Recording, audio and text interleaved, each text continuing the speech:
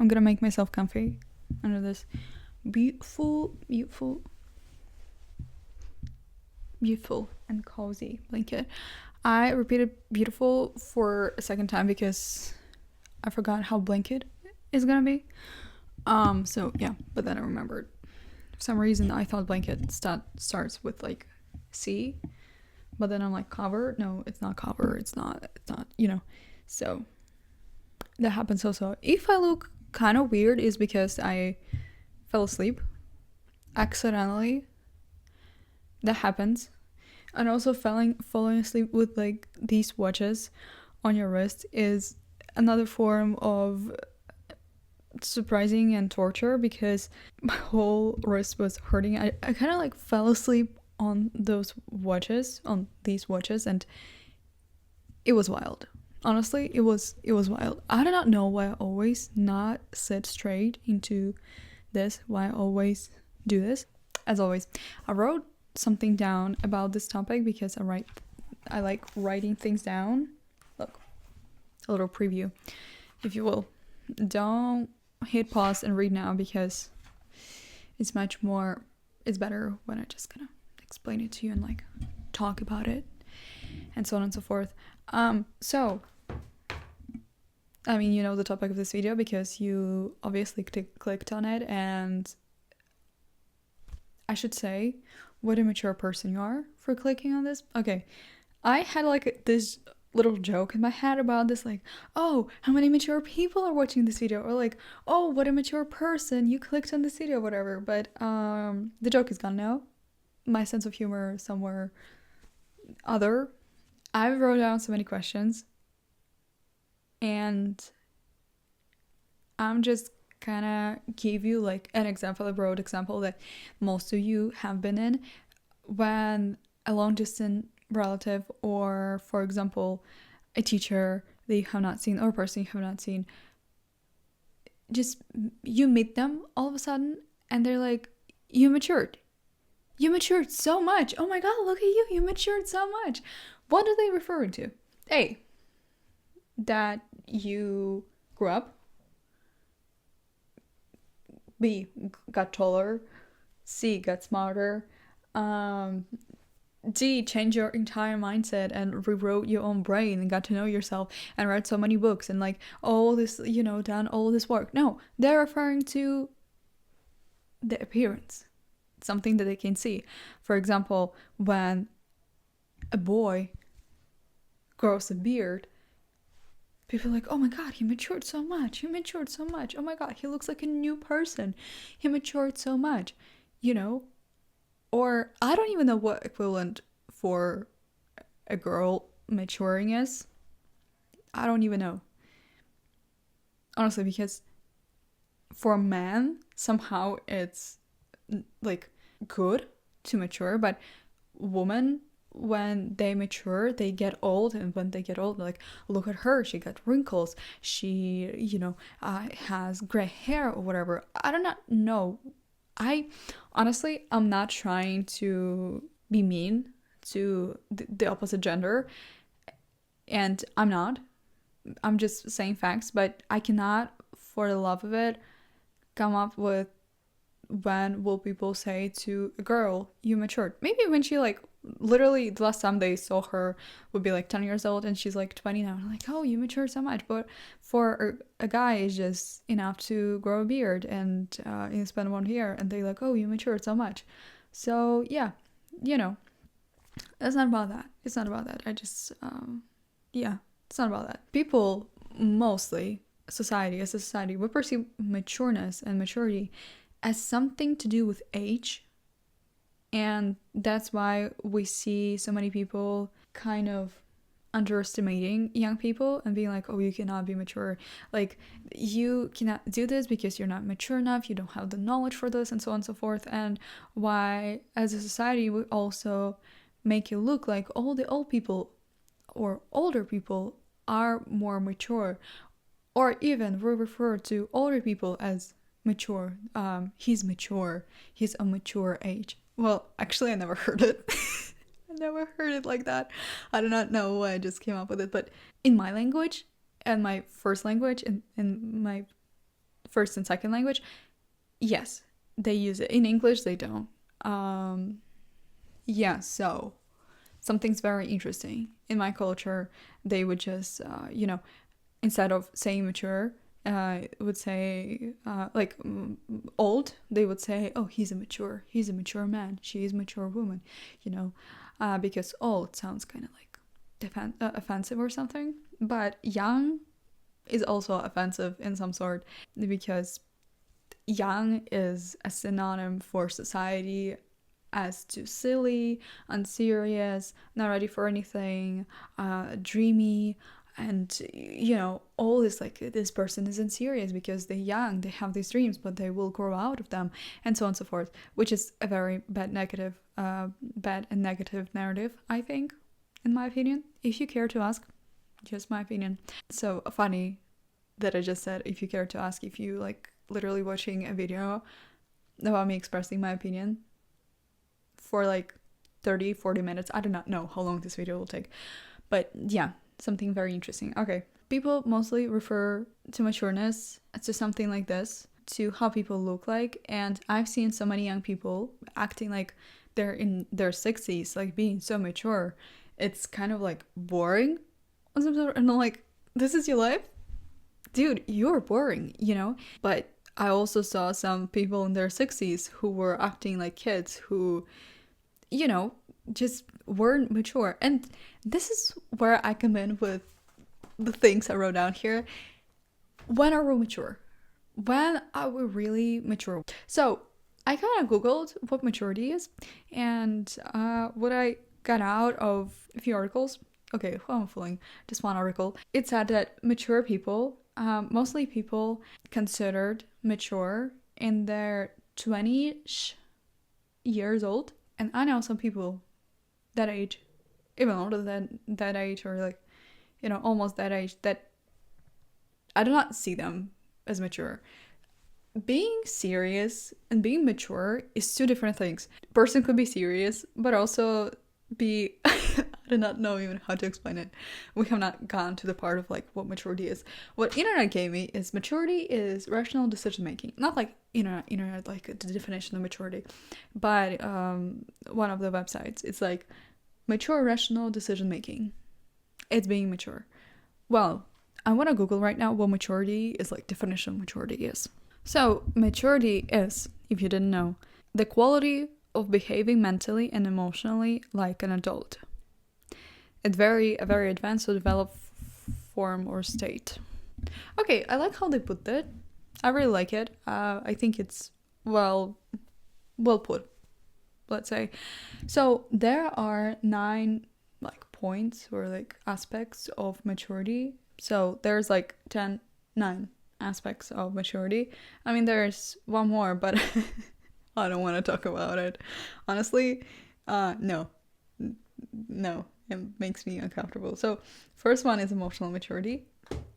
It's to understand your own emotions. Basically, just understand your own emotions and understand other people's emotions, what they're feeling. If a person is like, I don't want to talk to you, and they would always say that when you were joking or when you were fooling around and like, I don't want to do this, and this person says it really seriously and not in joking around way, you're just like, okay, maybe they're not joking. Maybe that's an awful example, but I'm not a major in wonderful examples of real life situations.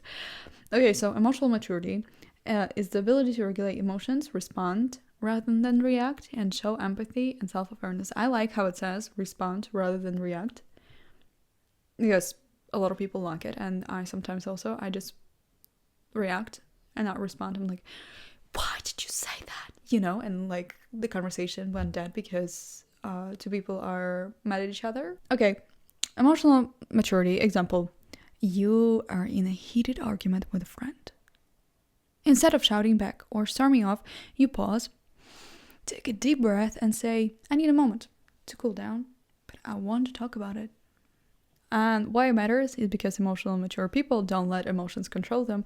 They respond calmly and try to understand others' feelings too. Okay, so the intellectual slash cognitive maturity is, for example, you discussing politics, which is oh my god. I just remember all the all the big celebrations, and the family would get together and people would discuss politics, and I just remember thinking like, you would not do better job than they do. Like if you had an access to that amount of money, of that amount of power, of that amount of you would do the same. And I'm not saying that it's okay, or I don't remember the situations even. It was like 10 years ago. But I feel it's so funny of people like, oh, if I were there, things would be different. If I were there, things would be different. In philosophy class, I studied, are we being just because other people can see that when oh my god, I forgot actually. But the main scene was that the only reason we're just and fair and act in a just way is because other people will see us not acting just, and it will ruin our reputation of whatever, and so on and so forth. And also because most of us don't have the ability and don't have the resources to act unjust in the way that we want it. For example, if we want money, we oh my god, I think I'm totally making you what are you talking about? But if we had if we had the access to a power, or that amount of money, or whatever, we become less just, because we have the access to that huge power or money, or those things that control the world. And we would, if we can access it faster, it's closer to us, we do it. But if we're normal citizens, living life, and I would like $1 million, and you're okay, the only thing I can do is rob a bank. But if you somewhere out there in politics, or somewhere out there doing I don't even know what, you just okay, I just day by day gonna be taking a little money, and I'm gonna gather $1 million for myself. And then you're $1 million is not enough, I'm gonna be doing more. So funny thing, I just kind of remembered all those talks about politics, and me thinking you can't even have rational conversation with your family members, because you start yelling at them when they don't share your political view, and now you just think that you would be a better president, or I don't know, consul, or whatever they were arguing about, whoever they were arguing about. That was always funny for me. So example of situation is, you're discussing politics with someone who disagrees with you. Instead of dismissing them as stupid, you say, that's interesting. Why do you see it that way? But you also could say, someone says something to you and you're that's interesting, yeah. Explain more about it. Or oh yeah, that's interesting, yeah, explain more about it. Kind of make it in a dismissive way. So kind of in a dismissive way. Okay, I love doing accents, and it just the way I just said way sounded like an Indian accent. And yesterday I kind of discovered that I could do a Scottish accent. I do not know if it's truly not a Scottish accent, but my interpretation for movies and TV shows, and I kind of like it. I like how they say me instead of my, and I have my money, and I have me money. But okay, that was British. Okay, so, and why it matters is because a mature thinker can handle conflicting ideas without taking it personally, and stays open to learning. Okay, so got this. Social maturity. The first thing that comes to my mind when I say social maturity is not being kind to people, or being normal, not going naked in public, or stealing someone's kids, or just being normal. For example, you're at the wedding and notice someone standing alone. You go over and start a friendly conversation, making sure they feel included. Wow, I have not thought of it that way. I'm an introvert, so me coming up to someone is actually my biggest nightmare. Okay, no, I kind of I'm an ambivert, but I still like to label myself as introvert because I kind of used to it, and I like all the edits on TikTok with like, yeah, she's an introvert, and this like music, and this like edit, and this like pictures, and tea and books, and I'm like, I'm gonna be an introvert if you want me to. So why it matters is because social maturity shows in kindness. Yeah, I said kindness. You go, girl. Social awareness and the ability to read situations and act accordingly. So, if you see, for example, that like you went on a double date um, with your friend who's already married and you're already married or something, like you're already couples, doesn't have to be married, but you get the point. And you see that they are not, they kind of in the fight. So you do not try to set them up. I'm like, what happened? Have you like did she tell you that we went there last week, or that and obviously the partner doesn't know about it, and you just set up your friend, just kind of in that way. And oh my god, my neck hurts. So the next one is moral maturity. For example, you find a wallet on the street with cash. Never happened to me before, if you like wondering. No one sees you. A moral mature person turns it in, even though keeping the money would be easy. So the thing is, where would I turn it in? I'm like going to the police office, and I'm like, hi, someone, I found this wallet, and it has money in it, and just like I'm turning it in. In what world? I don't feel like that is a smart decision to do. It's just because, yeah, you could, if there's important documents, you could I don't know, put it in social media and like, who lost this and whatever. Sure, yeah, but if there's only money, just donate it. I don't know, give to the homeless. Because like, why go through all this trouble? Because police doesn't care. What will they do with that money? Will they? Nothing. I cannot imagine. I've never heard a situation of like, oh, I found money and I turned it into police and they found the person.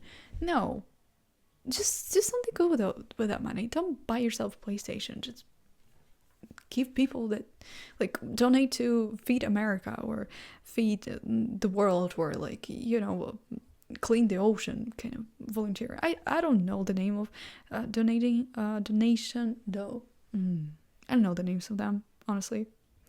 But my favorite ones, oh my god, I cannot pick favorite ones, because now, like, my favorite ones is Feed. I don't remember the World Health Organization, like Feed the World, or like, I don't remember. Like, basically you feed people. You don't feed people, you donate money so they could have food and have, could live. But also the ones where they clean the ocean, but also there's like the ones where they, animals and like all these things. So I can't choose a favorite. Okay. What matters is that you can act accordingly to your values even when no one's watching and there's no reward. So moral maturity. It says that you act according to your values. Who says that I have those values? Who, like, why do you think that my values are not like to steal it? Like, if no one, again, this is one of those things, morality of being judged, which I studied on my philosophy class, is that if no one can see it, we're more prone to lie. We're more prone to be who we truly are. And there was a study, oh my god, I get so excited about this. So there was a study, and I cannot keep my hands to myself, sorry. Can't keep hands to myself. I'm gonna go about what I want to. So there was a study where people, it was a complicated study. So basically people were in the room and they had to choose whether to do like a normal survey. Like, they could choose between two. They do a survey that will pay them like $500 or something, or they just could do a survey or something. I don't remember. And whatever they choose for themselves, other person will be stuck with this, with the other one. And uh, okay, I don't remember the details, but I remember that when people weren't being watched and when people, you know, were just in the room alone, they were more likely to choose unjust, like towards themselves, like 90% of times, even like 99, I think. But then if there were like two people and they couldn't see each other, no, like they could see each other, but they couldn't see the paper, so like what they're choosing, then they were like 60% kind of selfish or whatever. Interesting, yeah. And when they had a mirror or they had someone observing them or like looking at what they're choosing, they made less selfish decision because they had someone observing them. So we make more just decisions or like morally right decisions when someone is watching us, even if that's just ourselves. That's why it's easier for us to study in libraries, because there are people. And also, why is it, gonna be easier to study or do something when we like have a mirror in front of us, because we have a sense of someone observing us. So in a sense, yeah. So if I'm gonna see a wallet and no one like, it's gonna be 6 a.m, no one's gonna see it. I could just as well go and buy PlayStation, whatever. I don't not know why I just took PlayStation as an example, because I don't play games, I don't watch TV. I'm as far away from it as I could be. I watch TV shows times to times. It's gonna be, wait, I forgot, Ginny and Georgia, 5th of July. Then 18th of July is gonna be The Buccaneers. Then it's gonna be The Summer Turned Pretty. This ones I live for. The ones I constantly rewatch is The Other Story, and that's not what we hear about. So the next one is financial maturity. Example, I think everyone can relate. You really wanted the newest iPhone, but instead you set a budget. Save for emergencies, you stick to your financial goals. Why it matters? It's about managing money wisely instead of spending impulsively or living beyond your means. So, I would say I'm a financially mature person. Is that true? I do not know. But I have impulses and somehow I put them back. I'm like, for some reason on my feed I've been getting videos of people getting an iPad. Like, I have an iPad, but they're getting a newer iPad, and I'm like, what if I'm gonna buy a newer iPad? And I'm like, what for? Like, don't. And then I kind of was trying to come up with like, I'll be reading more, it's more authentic, pleasing, I'm gonna be using it more, I'm gonna be studying more. And I'm like, no, you won't, girl. I know you won't do it. Like, just shut the freak up, honestly. Like, shut up, because you won't do it. I'm like, okay, I'm not doing it. And also, I was thinking so long, or like so many times, about buying a new iPhone. I have XR and it works perfectly. If I will buy a new iPhone, the only thing that's gonna change is camera, and this will work the freaking same. I've had it for like 5 years, I think. 4. And it works perfectly. It's amazing. I love it. And I ordered a package of 3 screen protectors for it. Here's the first one. So I told myself that if I want to, if I will have the means, if I save up and it's not gonna drain my I don't know, credit card, or like, not credit card, what did it say, like my savings or my financial situation to buy a new iPhone, I'll buy it, but only after I'll use 3 screen protectors. I know it's weird and it's wild, but yeah, I don't need a new phone, even though society tells me that I do. I don't really. No. So yeah, physical maturity. I'm not even gonna read you an example, because physical maturity is when you grow up.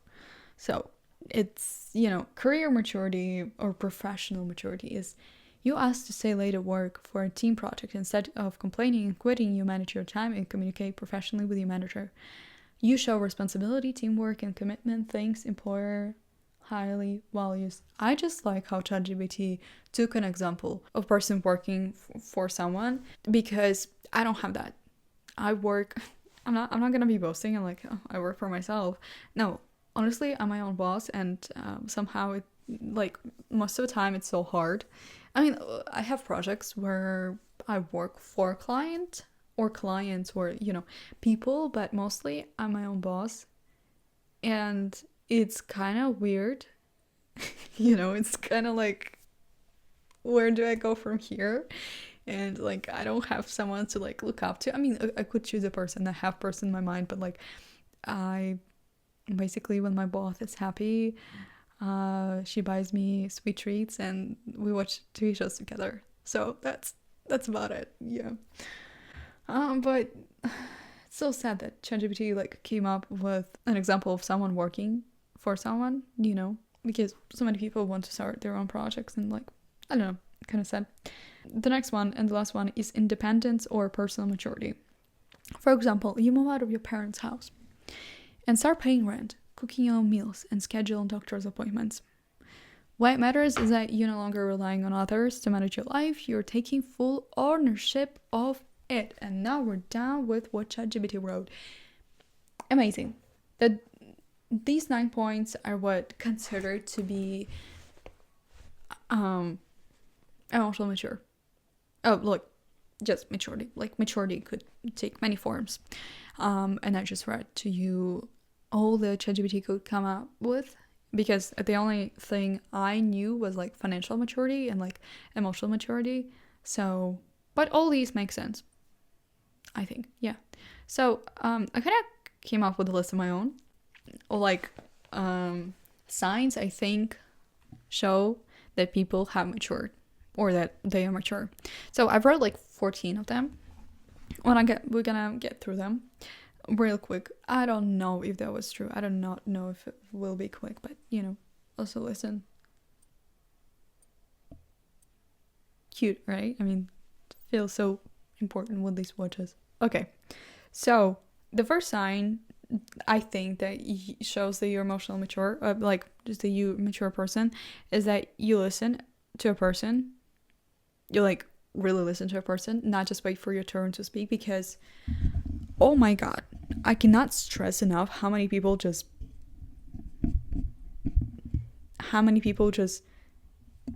listen to talk, not listen to hear what other people say. That is very sad, but I think that you matured when you care about what other person says and what they feel and like whatsoever, and that you're not like, I need you to hear me, I need you to hear me. You want to hear other person also, because it's not going to be productive conversation if you kind of just go back and forth, and neither of you will be listening to each other and will just want to say what they want to say, and just, it's not going to be a productive conversation. The second one is that you don't take anything, like everything, personally, especially in conversation, because OMG, how many people, when you try to have a conversation with them, especially I see it a lot, people even have difficulties when they're in a relationship together, in a chosen relationship. No one forced them to be together. I'm like talking people overall, because I've seen it in so many situations when couples just don't listen to each other. First point, they don't listen. They wait for the other person to finish speaking, and they just talk about different thing. A person could say like, I don't feel loved because you do this and this and this, and they like, okay, I didn't know you don't like flowers or whatever, or like, it doesn't make sense to you, but it's just so crazy how people communicate these days. And you know what, I think if I were in a relationship, I don't think it would be much better. It would be in some sort better, I guess, I hope. That really depends on whom will I be in a relationship with, or who would I be in a relationship with.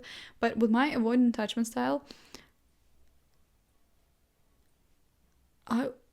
it'd be hard to communicate with a person, and sure, for sure, I'm gonna be working on it and whatsoever, but I'm not ready for it now. That's why I'm not in a relationship. I do not want to take this. It's gonna be hard to like kind of find a person with a secure attachment style, or like find a person who wants to work on their insecure attachment style.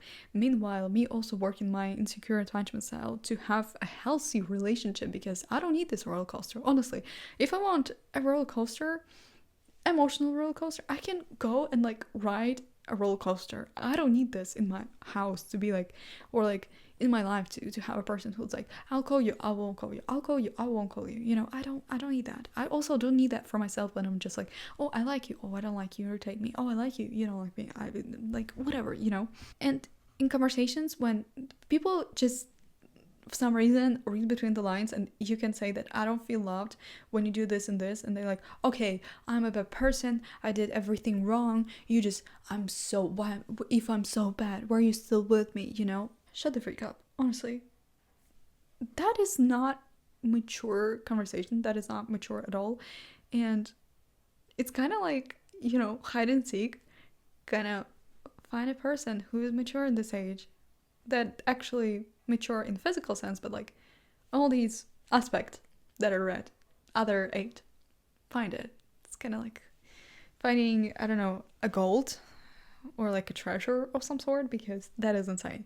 The third one is, and also I'm gonna elaborate a little more on the second one, is you don't take everything personally. If, for example, you gave an idea and that person's like, yeah, but what if I'm gonna make this out of this? And I noticed within myself, we had a brainstorming kind of thing for a project we're doing, and I said like, oh, this would be a great day. We're trying to come up with a topic, like the theme for a thing, and I'm like, oh, this would be a great idea, you know.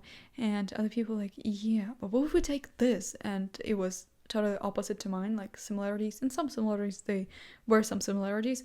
I was so offended in that moment, and I'm like circling back, and I wasn't saying like, oh my god, why did you, I was working within myself, and I'm like, why do I get so offended? It's just an idea. They didn't have to take it. Like, we're just like, you know, brainstorming and so on and so forth. Like, let it go, sister. Why are you so tense, you know?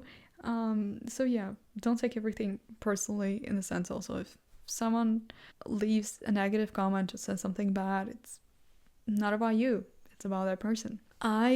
A few weeks ago, posted a cover for a song, and I like to interpret them, like do covers in the way that I want to, not in the way the original singer sang it. And somehow I like to like harmonize it in a way, and I recorded and I harmonized kind of higher voice than the original singer sang it, and I kind of interpreted it in my own way. And the comment I got was like, have you ever even heard this song? Like, it's not this similar to, you know, kind of like this. And I'm like, ouch. And I am really trying not to take it personally. So yeah, but every time I hear that video of me like doing that cover, I'm like, yeah, why did I do that? So, you know, it's kind of still work in the process. The third one is actually a very pretty fun one, because I feel like most people don't know themselves. What do you think? I think they don't. And that is very sad. I mean, because the fact is, we grow up watching ourselves, our photos, ourselves in the mirror. Every experience we had, we experienced it with ourselves. I know it sounds weird. Like, we think we know ourselves because we literally are ourselves, but there's so many responsibilities you have that are not your fault, but you're responsible for it. For example, it's not your fault if you had a bad childhood, but it's your responsibility to figure out the traumas and figure out what hurt you, and like what is going on inside your own head, and like what results you have after that happened. Like, what is going on with you? Are you avoiding someone, or like you're afraid of this and this? It's not your fault that it happened, but you have to work on it, and you have to get to know those aspects of yourself. You have to do the inner work within yourself. But those questions could get so hard. You're just watching, staring at your journal, like, I don't want to do it, because it's rightfully so, because it's overwhelming. this question could overwhelm you so much that you will procrastinate and like delay journaling and answering this question for a while. And I don't know, I feel like it's so important to know yourself, because if you do not know yourself, some person will come into your life and say that you're this and you're this, and you're like, yeah, they're right, I'm this and I'm this, but you're not. Literally, you're not. The only person who knows yourself is Jesus, like God, Jesus, and you. Of course, Jesus knows you fully, your past, your future, and whatever, but from all people on the planet, you will know yourself the best. From all the people on the planet, you gotta know yourself the best. Okay, I have 11 more points to go over, and my camera is overheating because, rightfully so, I've been filming for 40 minutes. Okay, great. I just recorded and I said some stuff, and then I realized I'm not recording.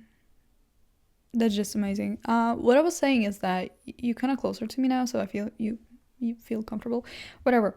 The fourth one is you discuss ideas, not people. And I remember when I was early teens, I saw this motivational post from motivational channel, because I was subscribed, like followed so many motivational gurus and stuff, that low energy people discuss people, medium energy people discuss events, and like high energy people discuss ideas. And I'm like, yes, I want to be that. I want to discuss ideas. I don't want to be talking about a person. And for this day now, I don't feel the need to talk about people, especially because most of the time when people talk about people, it's just negative thing.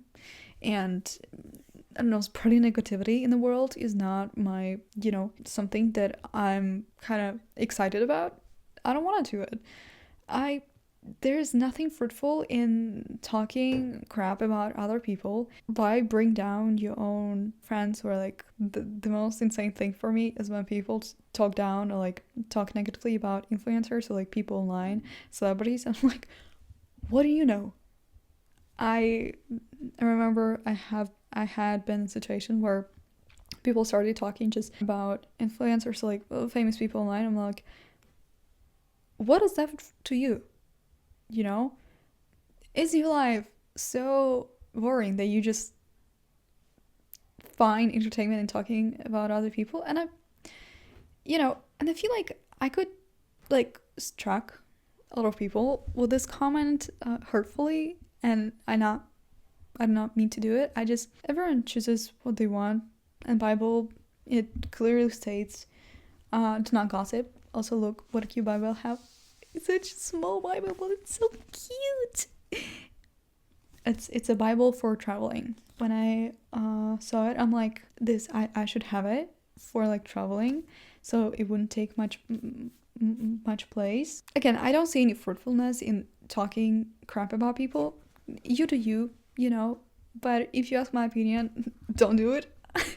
But just like, I don't know, I feel like it ruins so many relationships and like groups of people when you are forced to be together for some reason, like maybe in school or like university, and you like talk crap about that other person. I don't know, it just brings me to tears sometimes, how negative people are, and like how we see and like how we want to bring other people down for our own entertainment, and like he's that or she's that or she's that, just honestly very sad topic.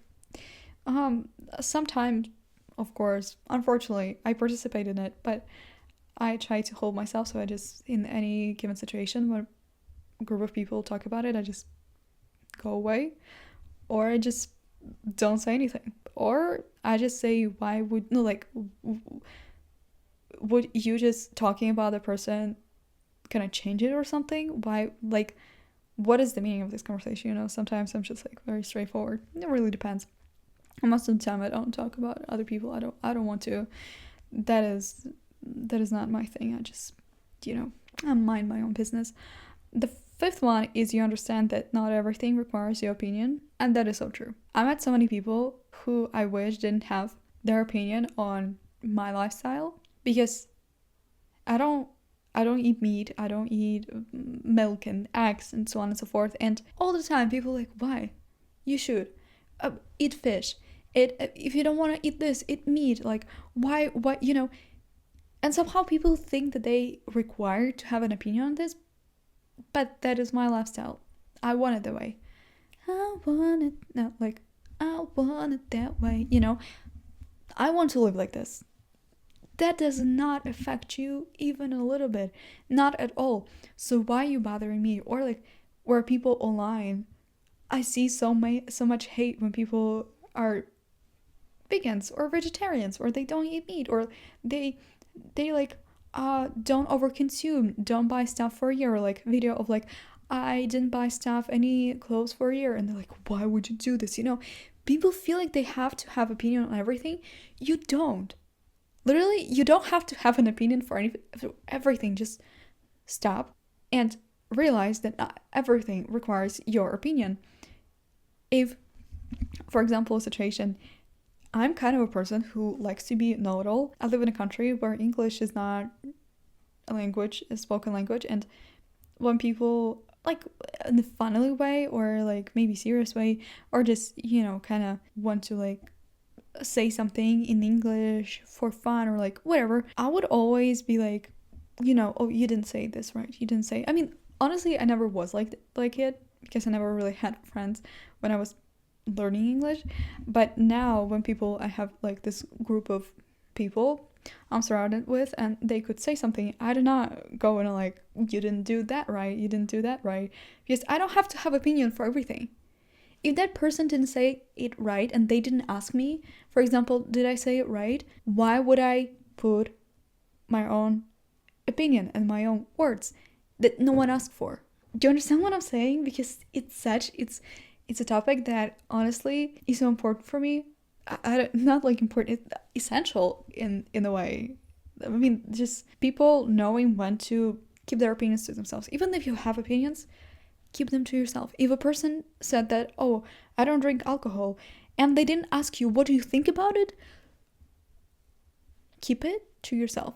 Honestly, I just that's okay. I'm not showing emotional maturity. I should calm down. Okay. The sixth one is that you don't attach to things or put them on pedestal. And what I mean by thing is materialistic things. You don't attach to your phone or house, or like you know. I know saying this, you could be like, what? How can I not attach to something I live in or like use every day? But yeah, I feel like maturity is being unattached from all these things. Because again, I'm gonna bring out my beautiful Bible, because it says to not worry about anything. God will provide you anything and everything.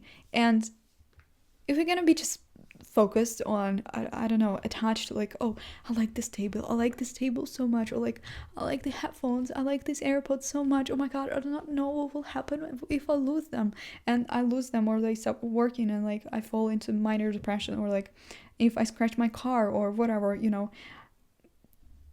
No, because those are not important things. I mean, they feel important for a while, yes, they cost money, yes, but that is not the most important thing. And society makes us believe so, and kind of makes it so that money is the most important thing. It's not. Calm down for a second, rethink your priorities, because money is not, you cannot take it with you on the other side. You're not going to be buried with it. I mean, you could, but you're not going to benefit from it. You're just going to, you know, slowly decay, and the money will also, and you know, so I feel like, yeah, because also so many people that I know, when I say like, what is your goal? Or we're like, what is your dream? And they're like, I want to have this car. And I'm like, so your dream is to acquire something materialistic. Interesting. Yeah, we're definitely gonna be friends. No, we're not. Because I understand the point of view they're coming from, wanting nice thing and so on and so forth. But I feel like if no one in the world would see them use this car, or like, if, for example, they would know that they have this car, but everyone but themselves would see that car as like a regular car, or like even, you know, not that expensive car, would they still want it? That's the question. Would I still want to live in a huge house, like a beautiful house, if I cannot film anything in it and show to anyone it, and so on and so forth? No, I probably wouldn't. Would I want to have a newest iPhone if no one but me would see me having it? No. And that's why I don't buy new iPhone because I have a phone. It works. I don't really, it has the same functions as the newest one. Of course, I don't have this like thing that's like, I don't remember, bubble thing that's like you know what I'm talking about, the ones that appeared on iPhone 14 Pro, I think. Yeah, I don't have that, and I'm okay with that. I don't really, couldn't care less. I like the idea of being unattached to things, and if something breaks, you're like, okay, well, God will provide me with more. But I think it comes to religion more, yeah, to your relationship with Jesus, because even feels like hard, and then you're like, what will I do? This thing broke. This is my, work. I need this. God knows.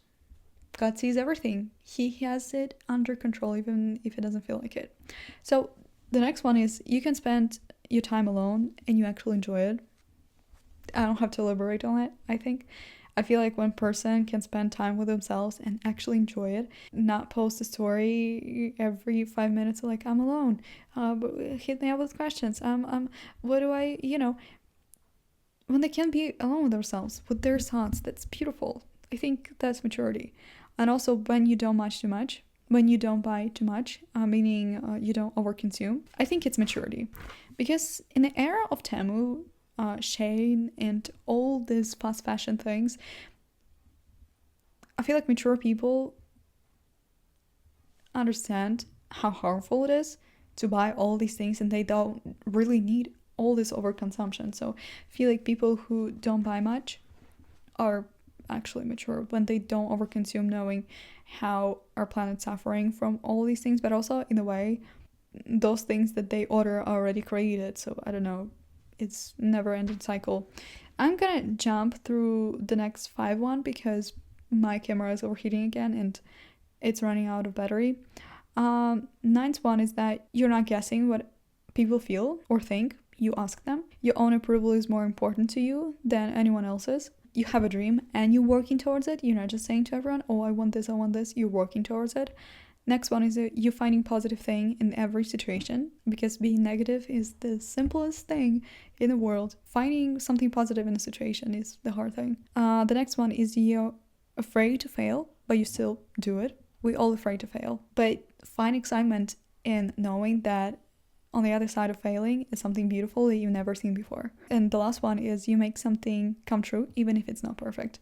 You're not focused on this perfection, and that is what makes you, in my opinion, a mature human being. Because people are like, I'm not gonna be doing it because it's not gonna be perfect, or like I know some people that want to sing, but they're like, I'm not gonna be singing because it's not gonna be perfect. I cannot take the notes you can, or like I want to learn how to play this, but I'm not gonna be perfect.